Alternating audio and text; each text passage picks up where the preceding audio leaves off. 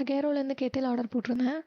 Already வந்து எல்லா கெட்டிலையும் analyse பண்ணிவிட்டு ரிவ்யூஸ் பார்த்துட்டு இதுலேயும் நெகட்டிவ் ரிவ்யூஸ் தான் வந்துச்சு. பட் பட்ஜெட் ஃப்ரெண்ட்லியாக தான் இருந்துச்சு. 1099. ஸோ இதுக்கு 3 கொடுத்துருந்தாங்க. எக் பாயில் பண்ணுறதுக்கு, கேக்குக்கு, அதுக்கப்புறம் வந்து ஒரு ஸ்டெயின்லெஸ் ஸ்டீல் எதுக்குன்னு தெரியல. அதுக்கப்புறம் 3 ஆப்ஷனும் இருந்துச்சு. ஸோ அது பேர் என்ன, அதை படித்து பார்த்தா அந்த மேக்ஸ் மின்னு இருந்துச்சு. மேக்ஸ் ஃபஸ்ட் டைம் யூஸ் பண்ணுறவங்க தண்ணியை சூடு பண்ண சொன்னாங்க. ஸோ வந்து எங்கிட்ட இருக்கிறதே 1/2 லிட்டர் வாட்டர் பாட்டில். அதில் இருக்கிற தண்ணியை பிடிச்சி ஊற்றிட்டேன். மறுபடியும் தண்ணி வேணும் அப்படின்னா போய் ஃபில்டரில் பிடிச்சிட்டு வரணும். ஏன் பிடிச்சிட்டு வந்து கை கழுவ இருக்கிற தண்ணியை ஊற்றிட்டேன்.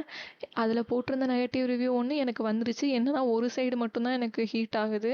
அதுக்கப்புறம் இன்னொன்று வந்து இது மாதிரி ஒயிட் கலரில் பில்டப் ஆயிடுச்சு. இது என்னன்னே எனக்கு தெரியல. கெட்டில் தான் பிரச்சனை அப்படின்னு நான் நினச்சேன். பட் ஆக்சுவலாக என்ன பிரச்சனைனா, நான் யூஸ் பண்ண தண்ணியில் நல்ல தண்ணி பாதி, அதுக்கப்புறம் கை கழுவுற தண்ணி, அந்த தண்ணி வேறு ஊற்றினா அதனால அங்கே பில்டப் ஆயிடுச்சு. ஸோ இது ரீப்ளேஸ்மெண்ட்டும் போட முடியாது. ஸோ என்ன பண்ணுறது, யூஸ் பண்ணி தான் ஆகணும். அதுக்கப்புறம் கடலை வறுக்கலாம் அப்படின்னு சொல்லிட்டு, வறுத்த கடலை ரொம்ப பிடிக்குமா, அதனால கடலை வறுத்தேன். பட் என்னன்னா ஆட்டோ கட் ஆஃப்ங்கிற ஒரு செகண்ட் இஷ்யூ போட்டிருந்தாங்க பார்த்தியா, அதுவும் எனக்கு வந்துருச்சு. அது வாட்டில் ஆஃப் ஆயிடுச்சு.